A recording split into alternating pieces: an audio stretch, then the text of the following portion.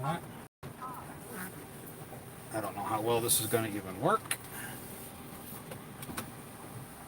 If it's going to even work.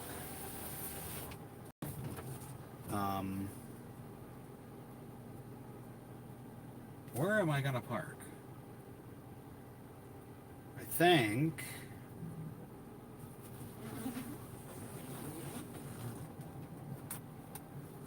I really don't want to turn the air conditioner on though. Let's pull down to the side here. I don't know how many of you guys are watching yet. Give me a minute. I'm just trying to park where I know I get a good signal.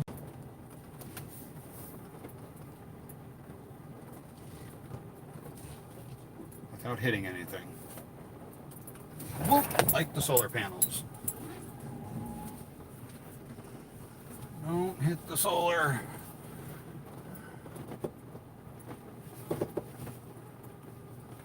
Alright.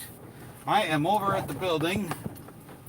Just getting carts ready for washing, and I gotta get down in the woods here so I have a better signal. Hopefully. I think... oh crap, I can't see chat.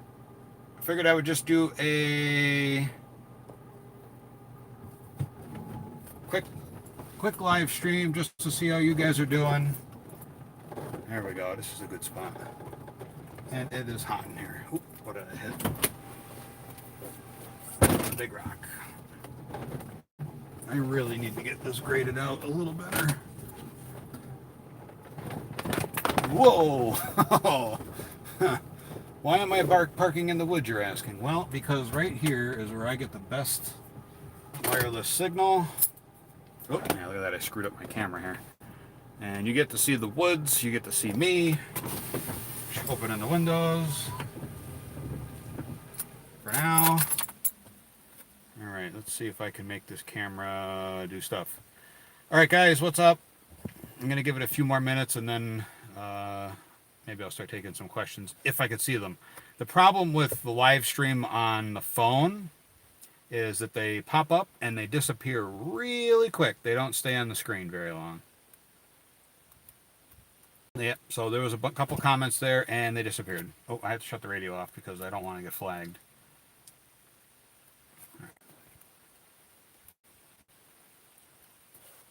Let's see. YouTube, you guys suck with your YouTube live from a mobile device comments. So I just thought I would tell you. You guys hearing me okay? How do I keep these on the screen? Ooh, if I keep my finger over them, does that keep them on the screen? Oh, it keeps my finger over the... Alright, let's try this. Let's see. Hey, Bobby B. I barely see your comment. Just got it in the nick of time here, I think. What's up, Mason?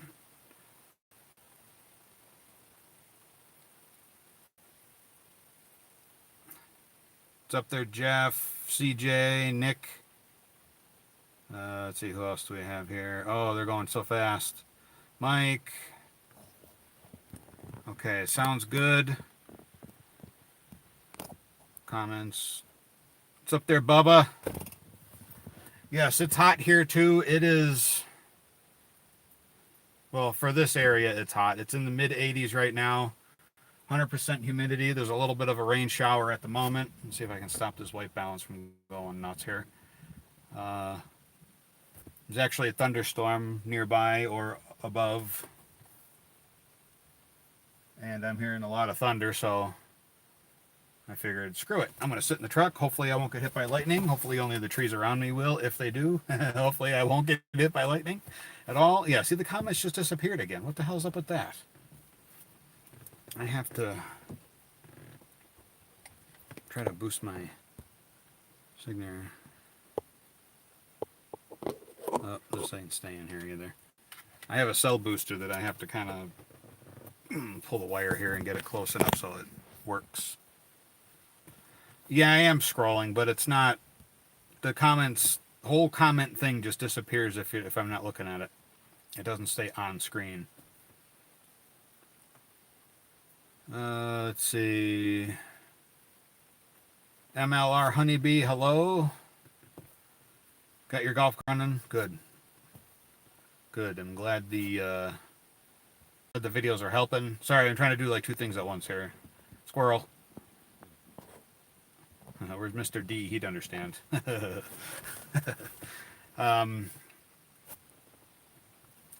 Let's see. My Robin TXT burns oil like hell. New head, gasket, piston rings, valve stems. When does it burn it? Does it burn it at startup and then clears up, or does it burn it constantly? If it burns it constantly, then you need basically a rebuild. Your engine's wore out. If it just does it at startup, you're probably just going to need valve guide seals. But, you know, that's a whole top end rebuild. See, it's not working again. All right, constantly. Yeah, your motor's probably just wore out.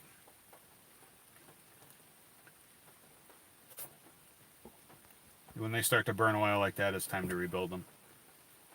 It'll start following plugs up pretty quick if it's burning oil. I'll put my sunglasses on because I can't see anything. And these are prescription.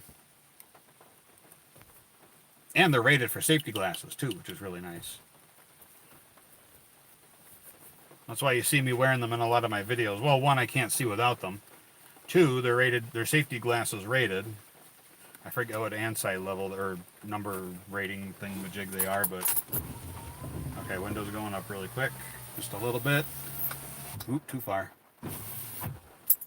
Okay. There we go. How is the video feed? Where I'm at, I'm on Cricket Mobile. Cricket is not that great, but you know, it's cheap and it's for my needs mostly. Oh, I know what I'm going to do. I'm going to slide my phone out on this little thingamajig here and slide the booster antenna behind it. There we go. That works. That was a bad idea. Now it's hot in here. Unfortunately, though, I have to sit here and I have to sit in the truck because that's where my booster is. The little antenna on the roof. There's a receiver or a transceiver down behind my seat. Little tiny antenna behind my phone repeats the signal from my phone to the cell tower, which is not very far from here. Let's see. Do you know why my Club Car DS has trouble starting, but when I touch the pedal a certain way it starts, but when I step on the pedal it doesn't start? What year DS is it? If it's an older DS, that's a fairly common issue that I've run into. It's probably due to cables out of adjustment, typically. 93, yeah, that's pretty common for those older ones. Anything pre-96, I've always had a hard time getting to start. Yeah, see, now I can't bring the comments back up. Good job, YouTube. You really screwed the pooch on this one. The 93 DSs, at least in my experience, I have a couple of them here that are parts carts that were always hard starting. There you are, Mr. D. What's up, buddy? I was just distracted by squirrels. Anyway, Mason, back to your cart. The whole issue with that is the 93s, the 94s, 95s, pre-96 carts were, I don't know, the way they're, in my experience, the way they're set up is just a little funky. They were always hard starting. At least some of the ones that I've worked on, I always end up pulling the carbs on them, cleaning them, putting them back together, and that seems to help. But with those, you got to really make sure that the cables are adjusted properly. The procedure for that's in the Club Car manual, which you can find them online pretty much anywhere. They're pretty inexpensive. They do take a little bit of fiddling. Also, too, if the engine's not cranking over fast enough, they won't start. So if your battery's weak, you may have to charge up the battery, replace the battery. Also test the check the brushes for one. If the brushes are wearing out, that could cause a hard start. Oop. Getting a little water in here. That's one thing that I've experienced.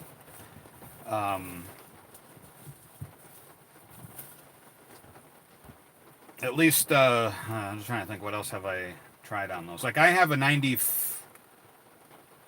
maybe it's pre-98 I'm thinking, but I have a 96, my XRT.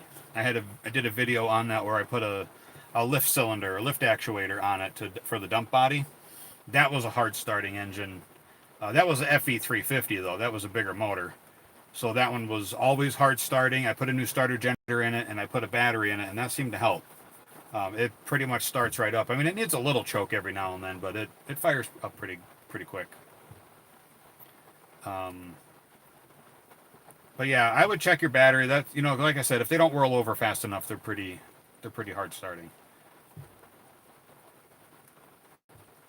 Let's see.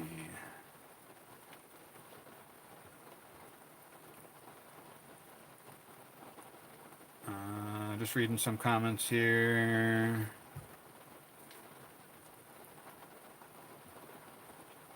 '96. Yeah, golf carts you pick up at a golf course, they're usually they're like rental cars. It's like buying a rental car. They're usually beat to hell. Most golfers, especially 18-hole courses, by the time they get to, I don't know, say hole 8, they're pretty.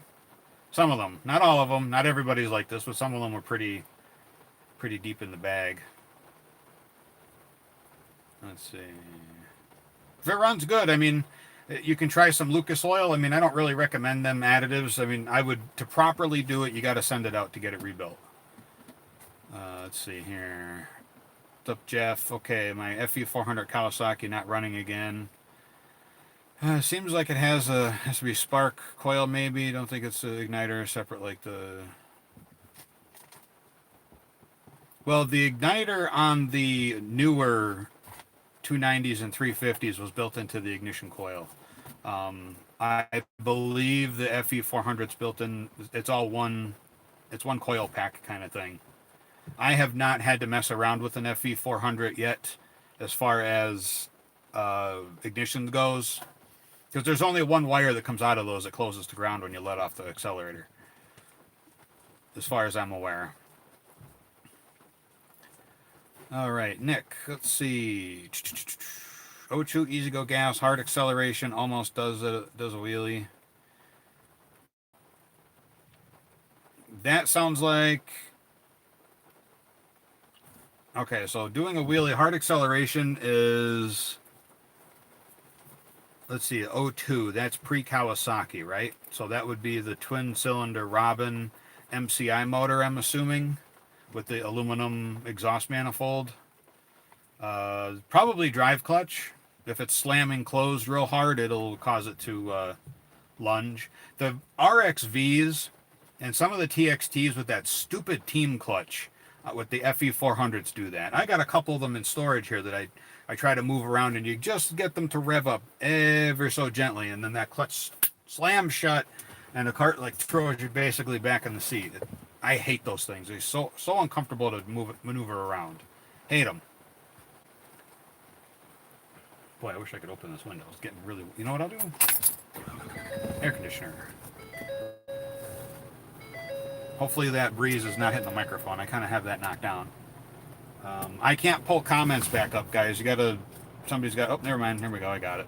Stupid mobile crap. There's no way to pin them to keep them on the screen. Air fuel spark for the older DSs. Yeah, that, like Mr. D said, you got to check all that stuff. If the air filters, like I said, start with the first thing though, is if that engine cranks over really slow, if it's not spinning fast enough, it won't fire, because they're all magneto ignition. So you need an engine to crank over fast enough.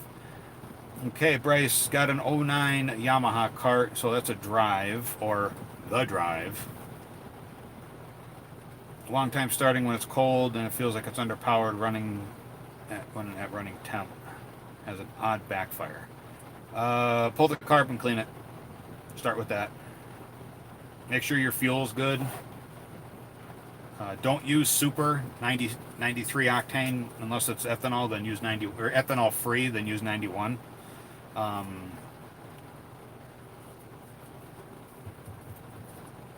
That's better. The ethanol-free stuff, not fuel-injected engines you really should be using ethanol-free gas in those if you have access to it.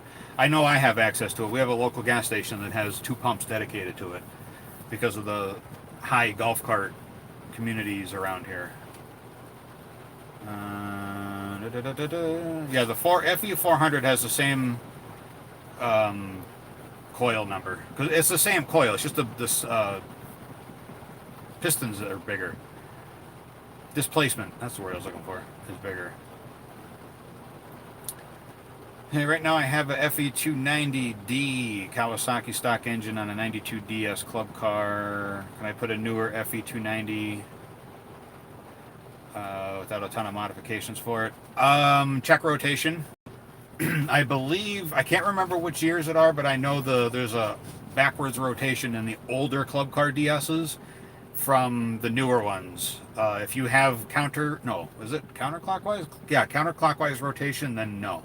Your forward will be reverse and reverse will be forward, and I believe those are geared differently.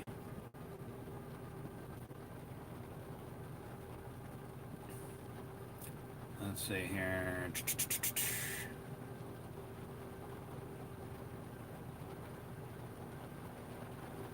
Put a 16 horsepower Duromax, Duromax engine. Is that the single cylinder diesel? Who said that? CJ?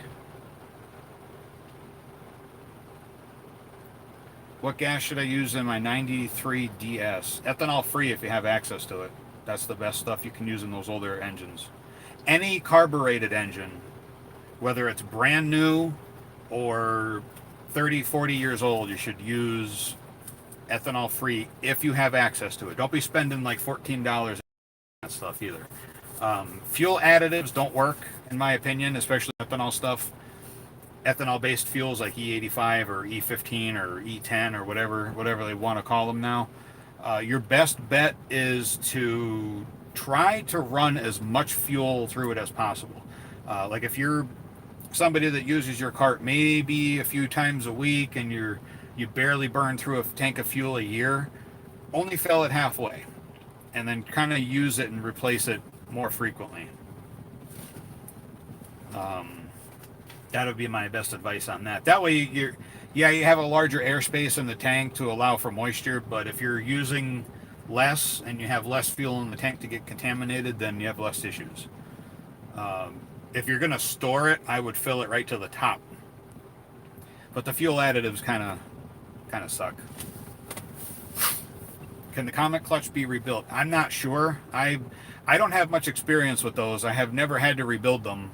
I know the Yamaha clutches, at least the G series, the G 14, 16, and 22s. I'm not certain about the drive. I don't remember, because I know they stopped using grease fittings. That was stupid, but they stopped using grease fittings on those clutches in the drive and up.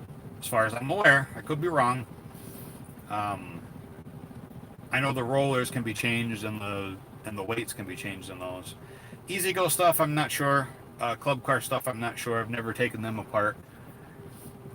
I know they're spring-loaded clutches, so they're under a bit of pressure. I try not to mess with stuff with springs in it too much.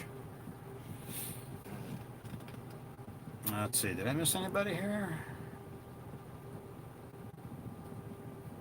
Have I worked on a Yamaha G5 Sun Classic before?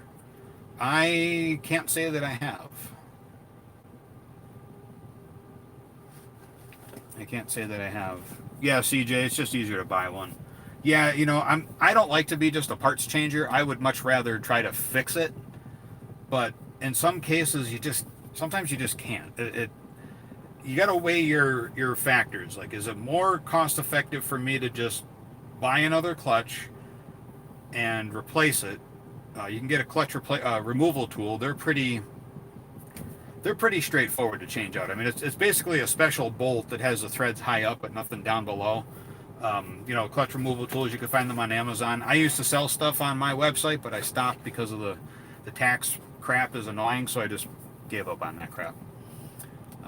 But anyway, yeah, it's sometimes you got to just weigh weigh your factors. Okay, do I want to get hurt, or do I want to just replace it?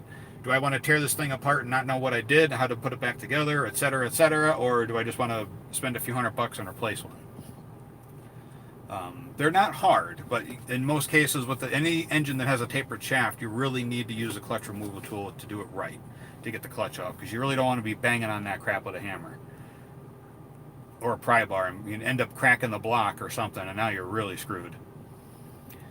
Okay, Mr. D, what you got going on there? What did you break now? 2005 TXT PDS, losing power, let it sit for a couple minutes and then drives fine. What you got for that issue? Well, let's see. Push it into the middle of a field, dump gas, light, run. No, just kidding. If you're losing power over time, check each battery, check each cell in each battery. You might have a dying cell. If not, check all the wires. The weirdest thing, I had a customer who had an electric cart, brand new batteries, brand new cables. He put everything together, and he had a bad cable, believe it or not. There was a break somewhere in the cable, which he had infinite resistance on one of the wires, and he had no power. It would work for like a second, but then it would die. No heat was showing on the wires, so nothing was getting hot. It's just that the way the wire had a defect in it was the craziest thing. It just wouldn't work. It just would not work. But I would get a hydrometer, so you can test specific gravity on each cell and each battery, just to make sure that you don't have a cell or a dying cell. If you do, then you have a battery that's going to need to be replaced, or you try to recharge it individually and see if that'll bring it back. Sometimes it will, sometimes it won't. Usually, though, outside of, I'm just trying to think of things like as I'm reading. Usually with stuff like that, you're not going to have a failing controller or a motor. They usually don't, unless the controller is overheating. But if it's only after a few minutes it does it, I'm highly doubting that it's anything with the controller. It's probably, well, let's see, you said it's a 2005, right?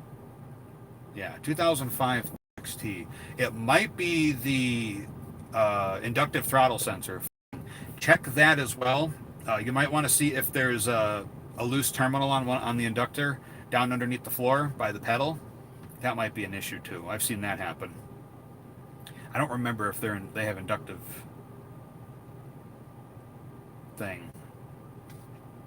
Okay, let me see. I just want to see if you replied yet. It's a customer's solenoid. Gets pretty hot, I'm assuming. New batteries. Okay. Yeah. Oh geez, that's really odd.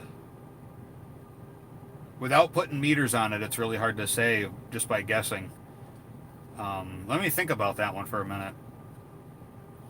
Let's see, Vincent, what do you got here? Hey Kev, what's up there, Vincent? Appreciate the videos. Oh good, glad you like them. Is it normal to have a gas smell after driving for about a mile or so? New carb filters, oil valve adjustment. Can't solve it. 05 EasyGo TXT. Okay, so you're still running. You have a Robin twin cylinder engine, I'm assuming.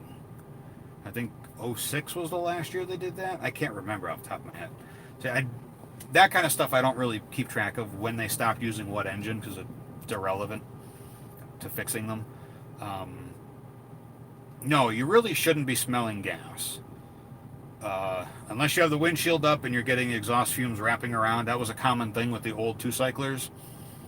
But the Robin engine doing that, or if it's a Kawasaki, it sounds like it's running a little rich. Not sure. It's definitely getting... Check the spark plug. If it's black, then it's running too rich. If it's white, then it's... Or if it's... Yeah, if it's more white, then I think it's running lean. Best way for a Robin to go faster is gears. Yeah, I mean, you got to remember, no matter what engine that you have in your cart, they all have a design RPM. Okay, so they have a maximum, an optimum, and then there's nothing below that. I mean, there's idle, but most golf carts don't idle unless you modify it to do so. Design RPM, maximum RPM you really want to go is basically where you're redlining, and then you start exceeding your red line, you're gonna have problems. You start risking internal engine failure. You blow the motor up. Now you got to do a rebuild. As long as you don't go through the block, you can usually rebuild them. I've had customers rev these things, regardless of what engine it is, and send a rod through the block. Now, without a rebuildable core, now you have to buy a whole new engine. So, you got to really look at, is it really worth blowing up your engine to go faster? If you want to go a little faster, put a severe duty belt on with a high torque driven clutch, and then maybe a lift kit with bigger tires and wheels. You could do some gear changing in the rear. That is an option. But outside of that, I really wouldn't go dicking around with too much speed stuff, because golf carts. Remember, golf carts are designed to go, the older ones especially, 15, not even 15 miles an hour. They're designed to be on a golf course. Okay, so they're designed to go from clubhouse to tee, down the fairway, green, rinse and repeat. You start getting them into communities, or you start using them in the woods, and around your neighborhood or whatever. They're really not. They weren't designed for that. So when you start wanting to make them go faster, you start to take them out of their design parameters, and now you got things that you have to worry about, like, you got a 9 to 10 horsepower engine that's designed to go this RPM, carrying this amount of weight, with this size tire, with this size rear transaxle gearing, etc., all the way down the line. When you start changing that, it's just like on a car or a truck, and you start changing the geometry of everything. Ooh, that's a nice crack of thunder. You start changing the dynamics and the drivability of the cart. I'm not saying don't do it, but try to understand what you're doing before you do it, so that way, you don't prolong or permanently damage certain things, certain aspects of a cart. Like, I mean, you can spend a couple $100 on a lift kit, and a few more $100 on a nice set of tires and wheels. You throw all that stuff on a weekend, and it's like, oh great, now the cart doesn't go up hills for crap. Well, that's because now you're changing the drive line. You're losing all of the low end torque, but you're gaining high end speed. So there's a lot of different things you got to worry about. Now you put a severe duty belt on with the high torque clutch, you lose some high end speed, but you're regaining the torque that you lost. You're not really gaining torque, you're just reacquiring what you've lost when you change the drivetrain. Or not drivetrain, but like the whole geometry of the drivetrain. Mr. D, you changed it already. I'll bring it to you. That'd be interesting, huh? Let's see. That's still escaping me. The answer has eluded me to that one.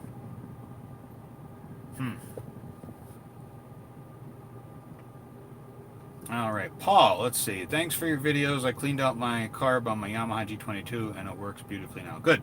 That's something that, that most of the time, pulling the carb, make sure you replace the fuel filter when you do that. You really... Okay, so what I do when I clean a carb, I mean, if you guys have watched any of my videos, I'm sure you have because you're here, obviously. But when you... What was I going to say? When I clean a carburetor, I'll pull airbox off, pull the carb off, take the bowl off the carb, dump out whatever's in it. A lot of times that's how I get to see the crap that's in there. Put the bowl back on, take it to the parts washer, clean it. And then before I put it back in the cart, I'll change the fuel filter, and sometimes I'll pump out some gas, especially if I see anything floating in the bottom of the tank and it's a full tank of gas that the customer just filled it up. I really don't want them to waste all that money on all that fuel. So I'll try to pump out some of the stuff in the bottom of the tank if I can. Just so, especially if there's any water bubbles, I want to get them out. And after doing that, I put a new fuel filter on, and I'll pump fresh fuel through the pump, through the old filter. Well, actually, I'll pump fuel from the tank through the line into my pump, and then I'll put the new fuel filter on, and then I'll pump after the pump through my pump. Did I lose you on that one?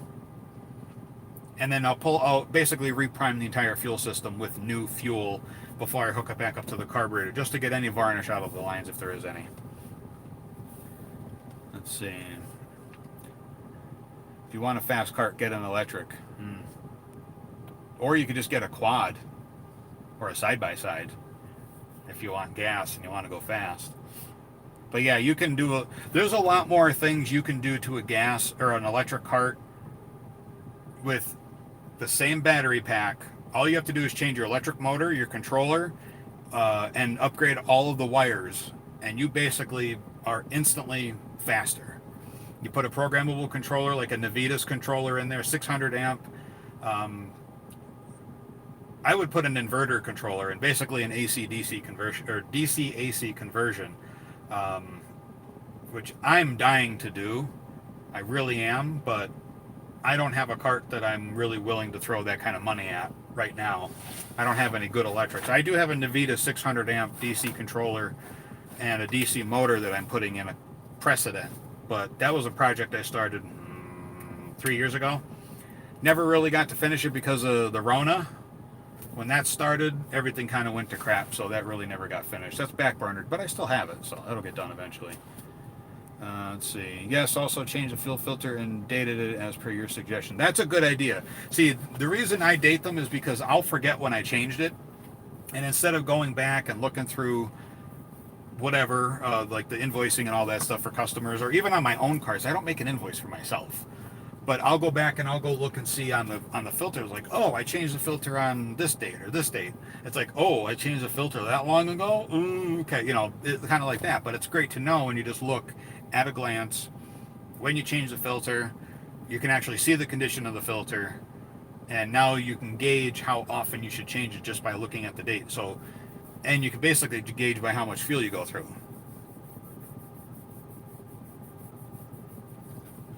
FOC controller. I don't know if I never heard of FOC. What's an FOC controller? Hello, my PDS would be a good candidate. Your PDS would be an awesome candidate to convert to 72 volt. Oh, field-oriented controller. Okay, so FOC controller is redundant. Just not trying to be a grammar Nazi or anything. Field-oriented. See, I don't mess around with a lot of that stuff. I see more, believe it or not, in my shop, I see more gas E-Z-Go carts than any other maker model coming through my shop door. Most of the time, is it stop raining? Yeah, I'm turning this off because it's expensive to run this thing. Most of the time, what I see is, like I said, E-Z-Go's, mostly TXTs, a lot of RXVs, TXT Valors. I've been seeing a lot of them.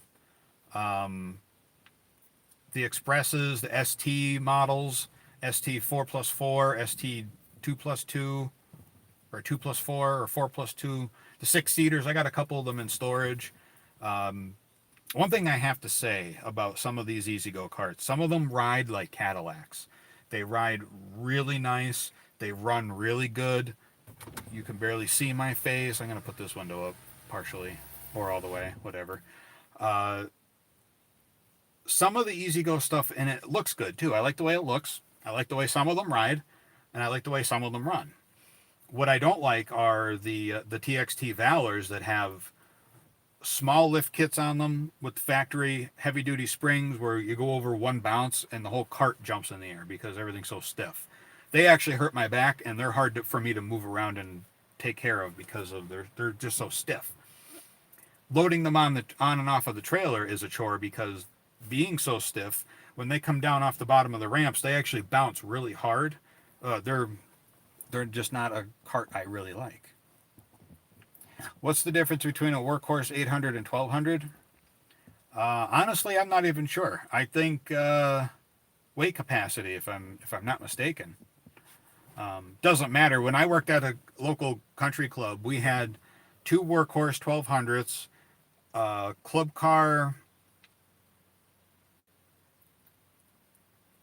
What the heck were they now? Oh, why does it escape me? Oh, we had a club car Turf 1. We had 4 club car Turf 2s. We had a Club Car XRT 48 volt, which we called that White Lightning because it was one of the assistant superintendents would get on that and it would kind of like sneak around trying to see if we were working. So the suspension would eventually start to squeak, and he would ask me to grease it, and I'd say, "Sure, I'll grease it up." And I never did. We wanted to hear that thing coming. White Lightning, we called it. But yeah, the Turf 2s they're probably my favorite cart. And that's now that I have that Club Car XRT, I'll never get rid of that thing. I've had people ask me how much I want it for, and I said, I don't want to get rid of it. It's been too valuable. Let's see. Do you think 12-inch low-profile wheels and tires would fit on my stock Club Car DS? Nah, they'll probably rub.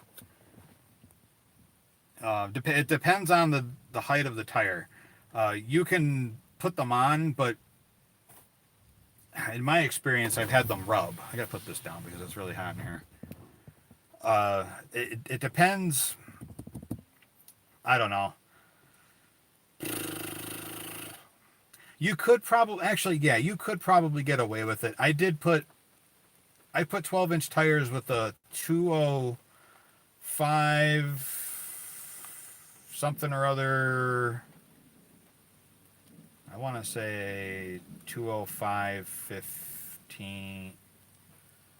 I don't remember. It's been so long ago since I did it, but yeah, actually it might work. Yeah, and it actually looked pretty good. I wonder if I still have pictures of that card. I'll have to look. Mr. D 205 tire. Yeah, so there you go.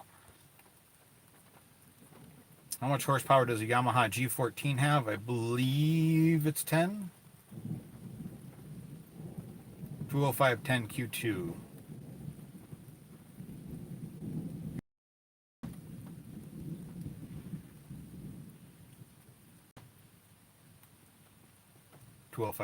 Yeah, there you go. Yeah, 10% height or 10% ratio is a sidewall because it's the width in millimeters, ratio, and then rim size. Fat finger. Yeah, I do that all the time too. Let's see. I'm going to go back here and see who I missed.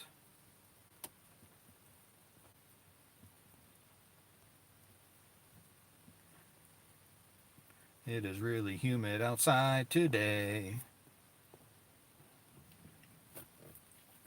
I'm just trying to think. I'm hoping to be able to do more of these live streams in the future. Right, today is it's been a slow week. Right after Memorial Day, it kind of dies off for about a week or two, and then it'll start picking back up again. And then after that, it'll be. I wonder if what if I do this? What if I do that? What if I do this? I'm trying a couple of things here because this is awfully bright. So if I move over here, what if I do that? This? What if I go over here? See, then it gets all blown out. Yeah. The camera on the OnePlus phones is not that great.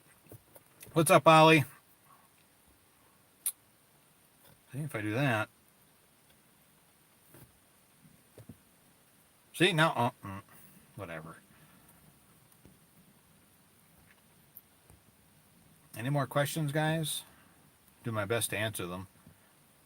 See, when I don't have time to sit and think about the answer before I answer it and do a little research to give a correct answer, it's on the fly. Sometimes it can be a little tricky. But I know a lot of people kind of rag on me about not liking Easy Goes, but I have legitimate reasons. It's not that it's because I see more of them than any other make come through the door.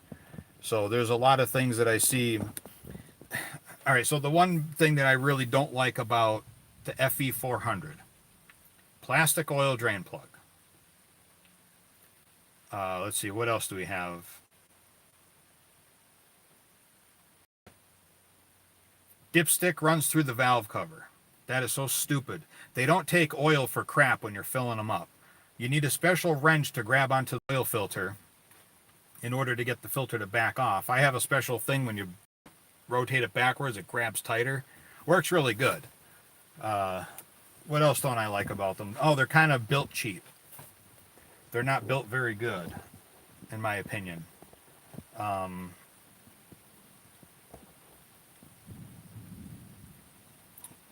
There's just things that the anti-tamper stuff that they put on the accelerator cables and governor cables or governor linkages on the older ones. It's like, really? If somebody's going to tamper with the governor, they're going to tamper with the governor. There's nothing that you can do to stop it. So they make all this crap and they make it so much harder to work. They put linkages all over the place. It's just dumb. It's just dumb. But they were sued way back in the day because somebody got hurt on one of their carts because they tampered with the governor. So they're like, oh, well, because I'm an idiot, I'm going to sue the company that built the golf cart. So because of all that stuff, there's a reason why it's that way, but it's just stupid. What's your favorite, E-Z-GO, Yamaha, or Club Car? That depends. Club Car is my favorite overall for gas and or electric. Yamaha is probably my favorite to work on. I don't know. Yamaha and Club Car are pretty close. There's stupid things that they both do that I don't like, but there's more on the E-Z-GO number. What the hell was that? I don't know. There's things about each one I dislike, but there's things about each one that I do like. Okay, I rag on E-Z-GO more, but there are things about E-Z-GO that I do like. I like the 6-seaters, the limo carts, or the stretch carts, whatever you want to call them. Especially if they have a factory lift kit, they don't turn for crap because they're like 100 feet long, and you need a 700 feet of circle to turn them, but they ride really, really nice. And you can go nice and slow and cruise with 6 people, and that FE400 engine with the severe duty belt, it handles it no problem. I have no complaints on that. It's just the TXTs, the Valor, the TXT, the TXT Valor, the RXV, especially the 09 RXV when they use the Danher controller. That thing is the biggest pile of crap I have ever worked on. Thankfully, I've only had to work on 2 of them ever. And then what's the deal with that stupid ass electric brake? No thanks. Put drums on the back, please. Those will never, I've never had drums fail. I've never had drums fail because the batteries were dead. Let me put it that way. I'm not going to get on a rant on that because that has got to be the stupidest thing I've ever seen. What's my least favorite? E-Z-GO, if that wasn't obvious. Your videos help me a lot through life. Good. I'm glad my videos help with anything. I do this because I just enjoy making videos. Yes, I'm hoping that it helps somebody with something. Whether it's fixing your computer, fixing your golf cart, fixing tires, how to change a belt, how to remove a carburetor, or if you just want to leave it on as a talking kind of thing in the background. That's the other thing. It's with me, I like technical videos. I like to sometimes put something on in the background when I'm doing other work. Like especially if I'm working on a cart doing club car or carburetor work. I'm not always recording everything for YouTube. Like I record all of my work to protect me, to show what I've done. If somebody says, you didn't say the magic word, what reference is that? Anybody know? I just like to make videos because I enjoy making videos. Believe it or not, I used to run a tech channel, a YouTube tech channel, which I got burned out on it. I used to work in IT a long time ago before I started doing this. So this kind of stuff is, got it. This kind of stuff is right up my alley. Dealing with the technology, with doing the videos, doing the live streams. I have a laptop in the truck that I run all of my invoicing software in here. I have invoicing software running on the computer in the shop and in the office. I don't have my phone. All my phone goes through a PBX that is on site that I manage and maintain myself. So, doing this whole tech stuff, the technology side of stuff is a lot of fun for me. Making the videos is just a side product of that. Let's see here. I can go back real quick.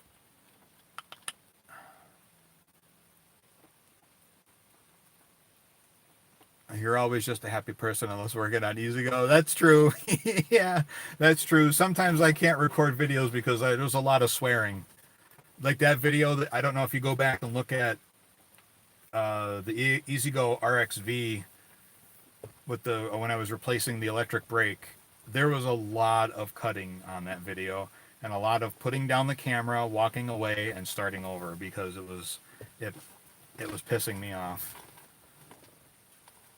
Let's see. So it makes everyone happy, yes.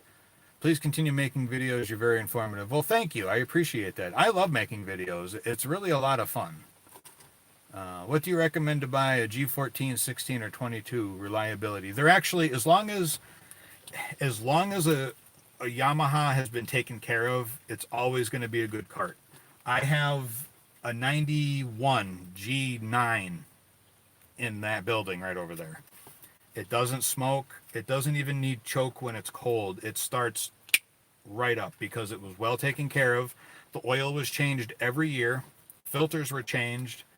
Spark plug was changed every couple of years because it ran so good it wasn't really necessary to change the spark plug. They always used good fuel. They would actually pump down the tank and dry it out and then run the fuel system dry, which I don't really recommend that, and they would put a little bit of 128-to-1 mix 2-cycle oil in the tank and run that through the system so that way there was oil already in the fuel system. They did that since the day they owned the cart, and to this day it doesn't smoke, it doesn't burn oil, it fires right up. It's got 158 psi compression every time I check it. It's a solid running cart. Now it's in rough shape because it's an older cart and they use it on their farm or whatever. But they always have me put it in storage here because they don't want to have it over there and have the mice get to it. So I store it for them here in this building, and it's a solid cart. And that's a G9. It has pretty much the same engine that's in the G14, more or less. The JR6, I believe it is. The JN7 is the one that they use in the drives. In the drive. What a dumb name. Just call it a G29. But that's my opinion now. I mean, it's your money. I'm not going to tell you how to spend your money because the tax guy does enough of that if you live in the U.S. The electric brake video was my favorite for the ranting. And I don't normally make rant videos. I don't like to do that because it's kind of, in my opinion, it's in poor taste. But it's such a terrible design. There are so many people on that video were defending it. It's like, are you nuts? It's like, what is so wrong with drum brakes, mechanical drum brakes, and cables? They are tried and true on golf carts from the 70s all the way through till today. Now Yamaha uses wet brakes on the newer carts. They don't use on the drive, they use wet brakes. It's all built into the rear. I have never had one of them apart. I don't know a lot about those. I've never really had one that came in that never really needed service. I mean, they basically adjust themselves as far as I know. Oop, can't see without those. I'm only 15. I want to be a mechanic or work on golf carts because when my grandpa passed, I wanted to keep his club cart DS in good shape. And your videos are just interesting to watch and learn off of. I'm glad that they've been helpful. I'm sorry about your grandpa. I'm glad that you got his cart though, so at least you have something of memory. That's always a good thing. Yeah, I mean, the biggest thing with the Kawasaki engines is to change the oil, use good oil, oil's oil in America. I mean, if you're in the States, then we have federal standards that the oil has to abide by. You can't really get crappy oil unless it's used oil, but 10W30 is perfectly fine to use. Change it once a year regardless. Always use a good spin-on oil filter. Use good gas. Use a good fuel filter. Change the spark plug regularly every couple of years. You don't have to do it every year unless it's getting fouled. If it's getting fouled, then there's another problem causing it. Outside of that, just make sure everything is greased and oils are changed regularly to make it last. Do I have a family? I don't have a family of my own. No, I don't plan to go down that road. I'm married to my work. Let's see. Besides, I don't know what golf cart thought a little bit of gas was a bad thing. Did you just make a fart joke? Yes, I did. Let's see. Where would you suggest finding a flywheel fan for the FE290 engine? I can't find one new, just used ones. Get a used one. As long as the fan itself is in good shape, it shouldn't be a problem. They're just plastic. You don't really need to buy a new one if you can find a perfectly good used one. A used one should be fine. I use used ones all the time. I've had a couple carts come through the door where, careless drivers were driving around in the woods and they smashed a rock and busted the blower housing and smashed the fan. So it worked perfectly fine. Now, you could always check eBay. I mean, that's the best place to look. Ooh, water. Raining.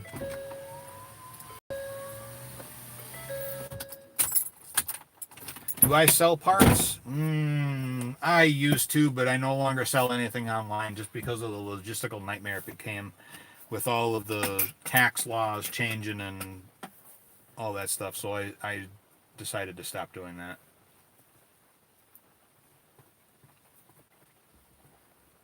Let's see. Oh, hang on, Brandon. I saw your comment pop up. There we go. Love your channel, brother. Thank you. Just bought a 06 G22. I believe the 06 would be a G29, if I'm not mistaken. I believe no, wait. I'd have to look to see when they did that. But if it's a G22, then it'd be a very late model. But I'm pretty sure you'd have to run the serial number to be 100% sure. Let's see. Michael, Kevin, do you need my help? My Yamaha need your help. Sorry. Wow, I read that backwards. Squirrel. My G22 gas buggy keeps running when I lift my foot off the gas. Brake struggle to stop. Switch on the ignition to stop. Okay, so with the Yamahas, they are magneto ignition, so it could be a couple of things. Either the ground wire came off of the ignition coil underneath the blower housing, so you'd have to take the blower housing off the side of the motor to check that. Or you can use a multimeter and check for continuity between the little wire that comes out of the top of the motor, or does it come out of the back? I don't even remember where that wire comes out on the Yamaha. Anyway, there's a single wire that comes out of the ignition coil. Not the spark plug wire, but there's a smaller gauge wire that goes up into the stop switch. The stop switch is going to be either located underneath the black control box underneath the driver's seat, or it's going to be on the back frame rail underneath the access panel. It'll be a little black box with, I think, 3 or 4 wires coming out of it. If that's failed, you have to replace the stop switch, or the wire has come disconnected off of the ignition coil. So when the system closes to ground to short the ignition out, it's not shorting anything out because it's not connected. Or the stop switch has failed and it's not closing properly. That would be my guess. I've had a couple of them happened to a few customers of mine where they were kind of still running even though your foot was off the throttle. I don't think it would be the stop switch under the floor because that is normally closed when your foot is on the accelerator. That's basically for the starter. I don't think that would have anything to do with it. Hopefully that'll help. I mean, that's what I would check. I mean, you could check all this stuff with a multimeter. You just have to find a wiring diagram and trace back where that wire comes out of the engine. Where does that end? I think it comes out of the back. I honestly can't remember. I've only done a couple of them, so I'm not really 100% certain where that wire comes out.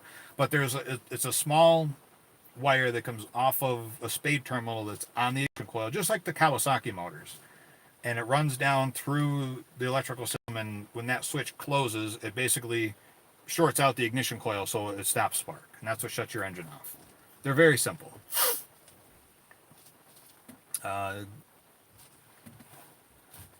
Do you ever think you'd get this far with YouTube? No, actually, I really didn't. I didn't, when I hit 10,000 subscribers, I was like, whoa! That was pretty mind-blowing to see the 10,000 of you folks out there like my channel that much that you want to see continuous videos. And that means a lot. That really does. That means a lot to see, how do I say this? I really appreciate all of you, all of my subscribers, all of my viewers, anybody that has asked a question down in the comments. I do my very best to try to read and respond to all of the comments, but sometimes it's just too hard because keep in mind, this is a business of mine. I am running a business. I do have to work on carts. I have no employees. It's just me. So I'm in charge of every aspect of the company. So it is really difficult sometimes it's really difficult to do everything.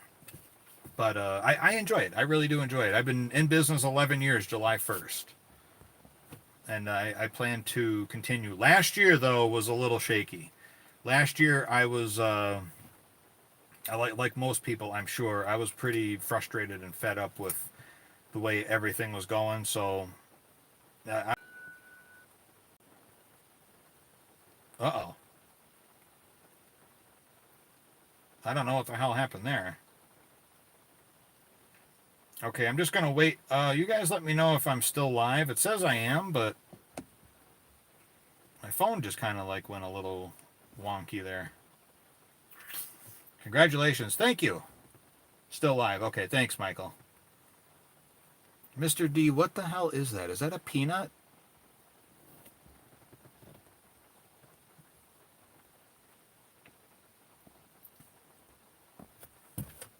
I have to say, sir, you do post some of the strangest things. That's okay, though. Mr. D has been a long-time subscriber. Just checking the analytics. I can't do any of that now because I'm on the phone here, so it's... But I am going to wrap this up pretty soon because I do have to get back to work despite the rain. I have to get a bunch of carts washed yet to get ready to go back from winter storage. So I'll give it a few more minutes here.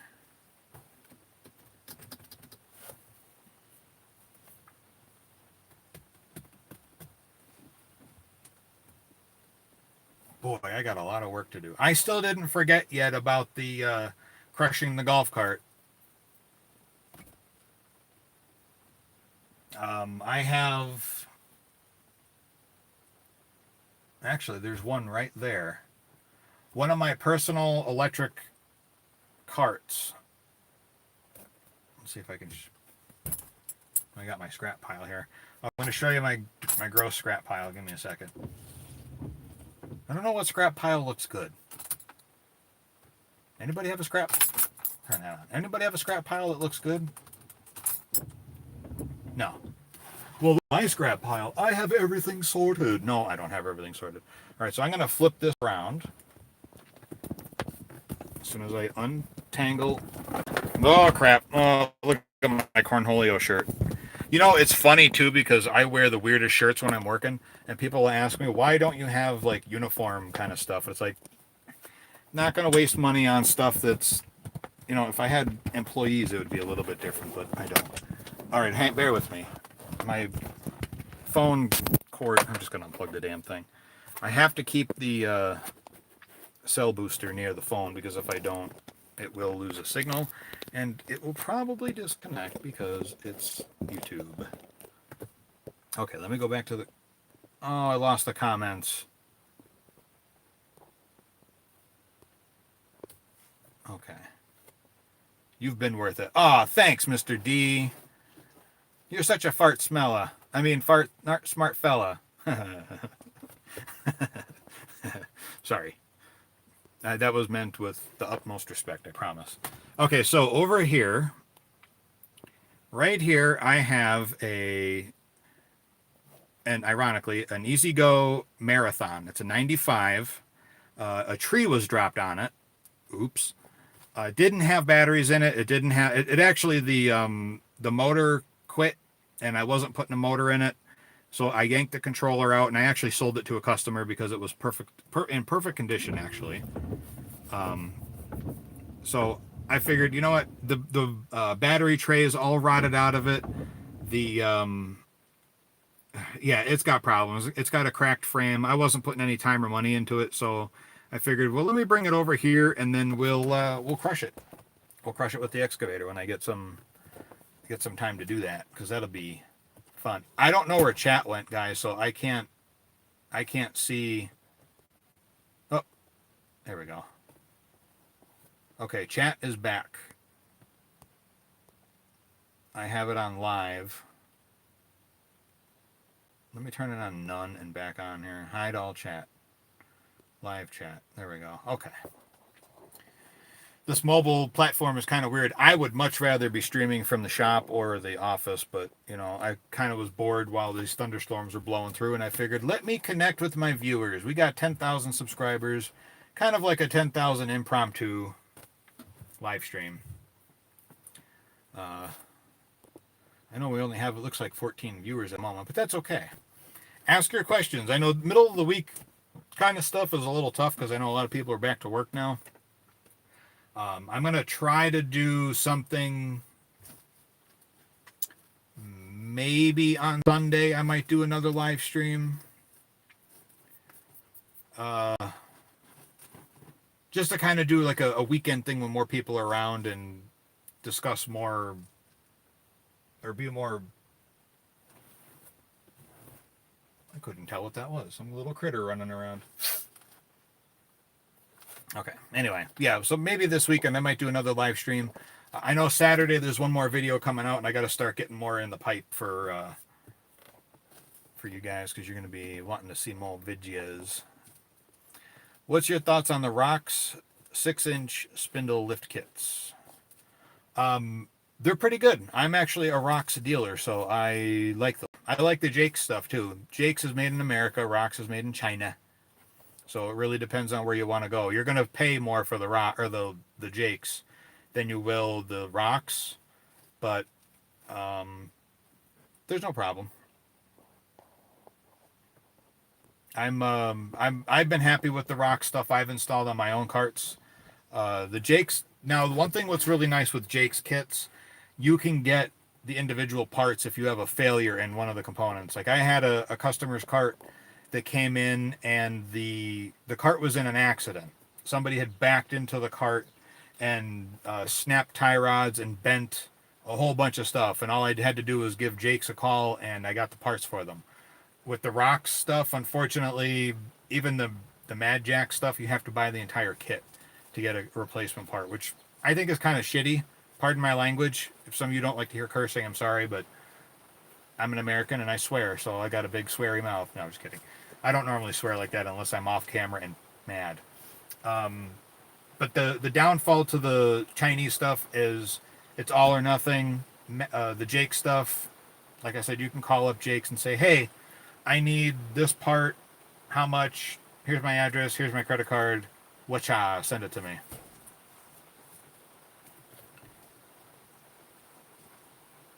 Stay away from Rocks. Jakes are all sports or Mad Jacks. Ah, ha, ha, ha, Mr. D. Whoops, sorry. No, it's all right. Everybody, you're entitled to your opinion.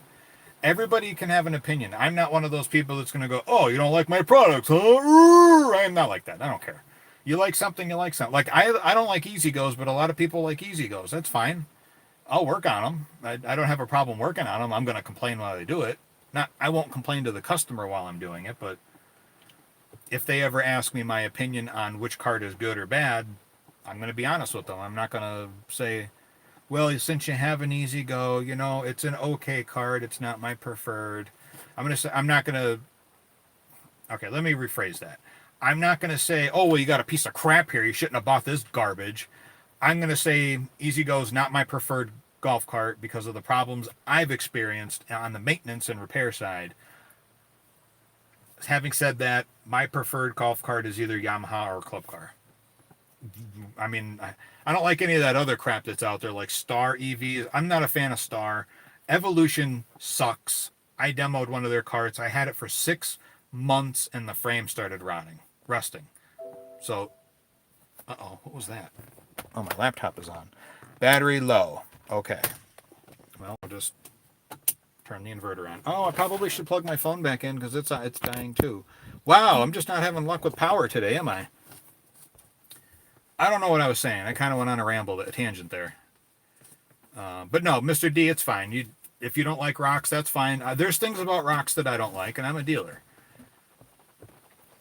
If you were in Washington State, I'd love to drop my club car off. Well, I'm in Pennsylvania, so I'm a couple time zones away from you at the moment. I prefer made in the USA these days, so I may have to go that route. Much appreciated. Yeah, absolutely.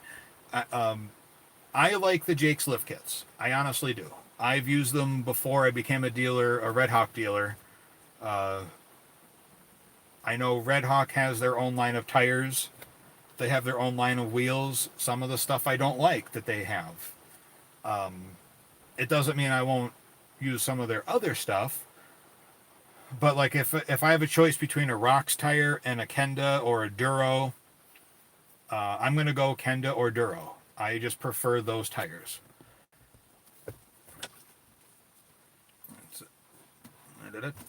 Is it bad for the engine in the long term to run with big tires? It's not necessarily bad for the engine. Where the most strain is going to occur is going to be on the transaxle, the clutches, and the drive belt. Yes, the engine is going to have to work harder, and it's going to be less efficient at transferring the power to the back to the rear tires, because now you're going to generate more slip. You're going to lose torque. You're going to gain top end speed, but you're going to lose the torque. For the gains, you're going to have losses. You're going to have to, you got to find a balance. But you're not going to really hurt the engine per se. You're just going to lose. You're going to make the engine work harder to do the same job it would have done with the factory size tires. Okay, so they're 18.5-inch tires. Okay, so if you're going up to like a 20-inch tire, you're not going to be changing the geometry of the drivetrain that significantly where it's going to matter all that much. But if you're going up to a 22 or 24-inch tire, yeah, you're basically, you go to a 24-inch tire, I mean, you're drastically going to be changing the drivetrain, and you're going to lose a lot of torque. But with something like that, oh yeah, I can't talk today. With something like that, just make sure you change the oil a little bit more frequently. If you did it once a year and you use the cart all year round, change it twice a year. Oil is cheap, engines are not. What site would you recommend to order parts for club car?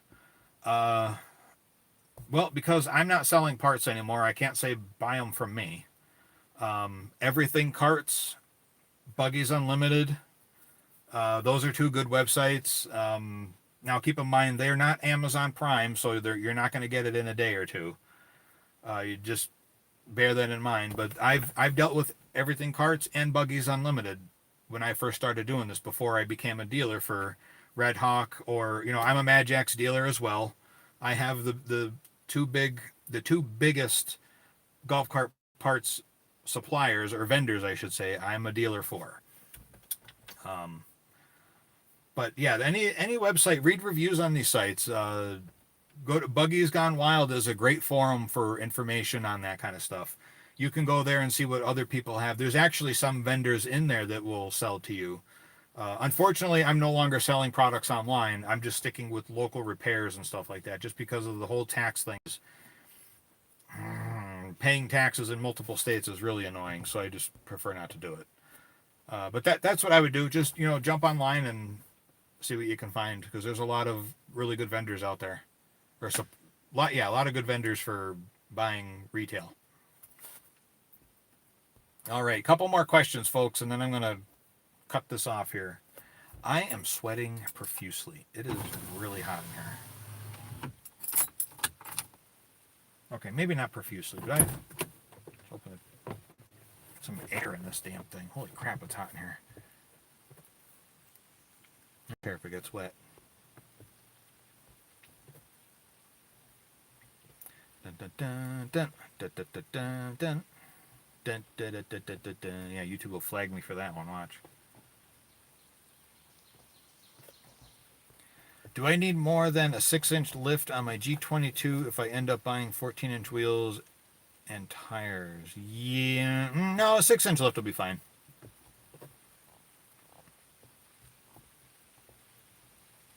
Because really, what matters mostly is the width of the tire. So the first number, if you're looking at okay, so if a standard golf cart tire is 18 by 8.5 by 8, so it's 18.5 inches tires overall tire diameter.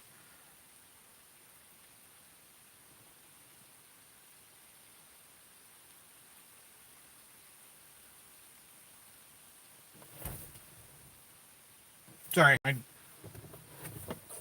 something walking in the woods. I don't know what it is. I'm not leaving my door open. 18, 8.5, 8. Okay, so 18.5 inches tall, 8.5 inches wide, 8-inch wheel. So that's your ratio. Where car tires and low profile tires, anything that's in the metric, you have your tire width. So 205, 25, which would be the height of the sidewalls, is 25% of the width of the tire, roughly. And then you have the wheel diameter, which would be 12. Not really metric there, but yeah. So that's how tire sizes work. So if you have a 23-inch tire with mounted to a 14-inch wheel, it's going to have the same 23-inch tire mounted to a 12-inch wheel. The only thing that's going to be different, well, not the only thing, but the two things that can be different are going to be the width of the tire. If that's the same, then the ratio of sidewall height would be the only thing that's going to change. You can have a 23-inch tire on an 8-inch wheel, as long as it's a 23 8 by 8. Let's say, for example, just a random number. So 23-inch high tire with 8 inches wide with an 8-inch wheel. Now that's a lot of sidewall. That's going to be a real, ooh, it's coming down again. Come on. What happened to showers? It's not supposed to be raining all day. Sorry. Mother Nature. Not even a thunderstorm, just rain. Sorry, a little bit of rant there.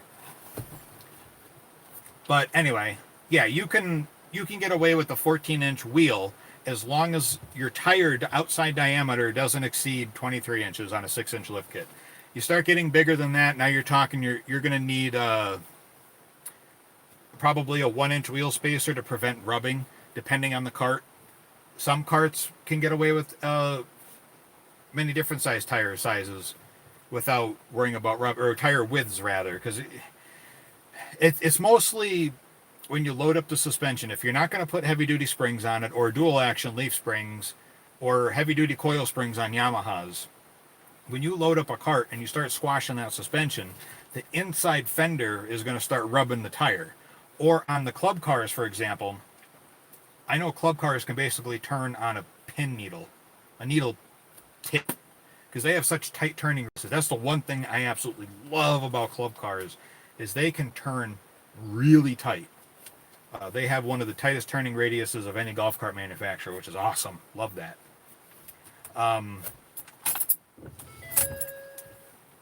So yeah, you can, long story short, quick answer, yes. You can get away with a 6-inch lift kit with 14-inch tires, or 14-inch wheels, as long as you don't exceed 23-inch high tires. Is that measured? That's measured in diameter, right? My geometry's not that great, but whatever. Yeah. Yeah, Mr. D's got it. He's got tire sizes there for you. All right. You know what? I think what we're going to do, guys, I think I'm going to cut this off now because it's been an hour and 15 minutes almost. This was a pretty good live stream. Hopefully I got to a bunch of answers here. Appreciate it, fellas. Weather here in STL. Where's STL? Rainy and effing humid. Oh, St. Louis. Okay. I was thinking airport call letters. That's why I was like STL. Now, if it was DWT or AVP or LAX or JFK or DFT, I said that already. DFW, I'm thinking. Never mind. Anyway, whatever. All right, guys, I'm going to cut it off here for now. I will be back with another live stream hopefully soon. I know it's been quite a while since I've done a live stream. New video coming out Saturday, 8 a.m. Every weekend I'm trying to push them out at 8 o'clock in the morning so that way you guys get the notification. Don't forget to like the videos and if you like them. Subscribe to the channel if you already haven't. Be sure to hit the like button. Ring the bell to be notified anytime I upload a video to the channel. As always, I really do appreciate it.